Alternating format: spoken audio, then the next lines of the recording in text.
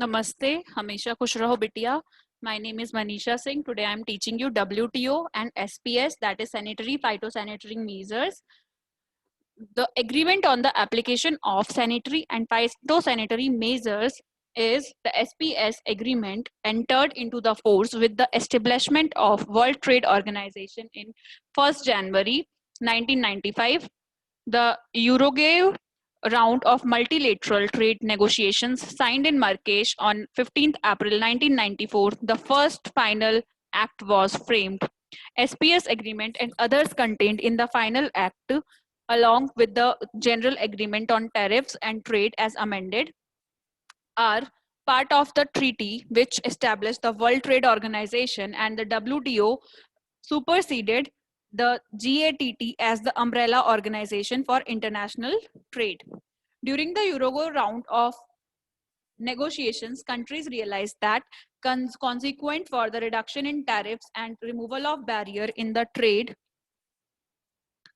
possibilities existed using the SPS measures as trade protectionism. This led to the development of agreement on the application of sanitary and phytosanitary measures, which is known as the SPS agreement. Generally, the agreement requires governments to adopt SPS regulations which affect trade in an open, non-discriminatory and science-based fashion. The agreement on the application of sanitary and phytosanitary measures sets out the basic rules for food safety and animal plant health standards.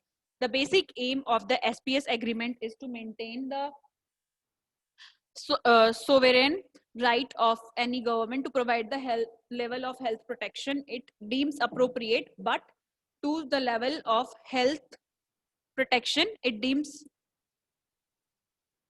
but to ensure that these sovereign rights are not misused for protectionist purposes and do not result in unnecessary barriers to the international trade. The agreement of SPMS builds on previous GATT rule to restrict the use of unjustified sanitary and phytosanitary measures for the purpose of trade protection, and they should be applied only to extent of necessary to protect human, animal or plant life or health, and they should not arbitrarily or unjustifiably discriminate between the countries where identical or similar conditions prevail. Member countries are encouraged to use international standards, guidelines, and recommendations where they exist. However, members may use measures which results in higher standards if there is a scientific justification. They can also set higher standards based on appropriate assessments of risks so long as to approach in consistent, not arbitrary. The agreement still allows countries to use different standards and different methods of inspecting products. These sanitary and phytosanitary measures can take many forms, such as requiring products to come from disease-free area, inspection of products, specific treatment or processing of products, settling of allowable maximum levels of pesticide residues, or permitted use of only certain additives in food.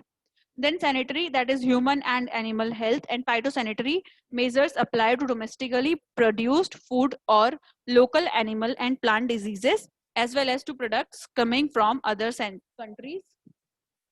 Then definition of SPS measures. For the purpose of SPS agreements, SPS measures are defined as any measures applied to protect or animal life from risks arising from additives, contaminants, toxins, or disease-causing organisms in their food.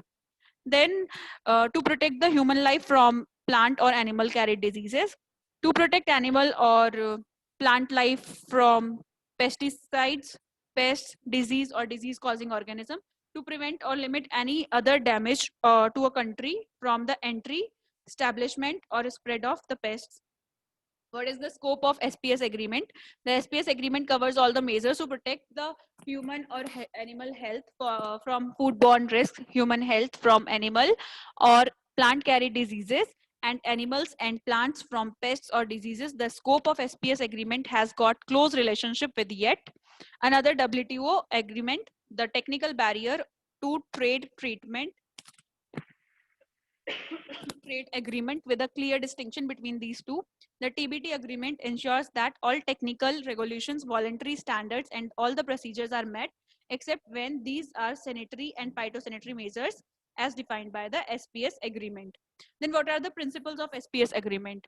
The SPS agreement establishes international rules on how to apply SPS measures while acknowledging a country's right to protect itself from risk to human, animal, and animal life and health. The SPS rules also confirm the need to hinder countries from using such risks as convenient excuses to create unnecessary barrier to the trade.